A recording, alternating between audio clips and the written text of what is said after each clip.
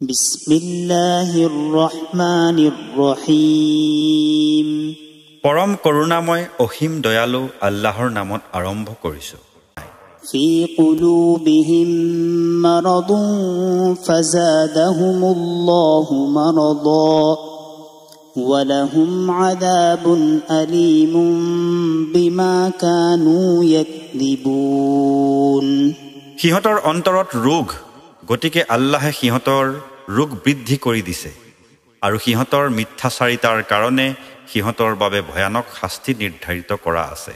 وَإِذَا قِيلَ لَهُمْ لَا تُفْسِدُوا فِي الْأَرْضِ قَالُوا إِنَّمَا نَحْنُ مُصْلِحُونَ।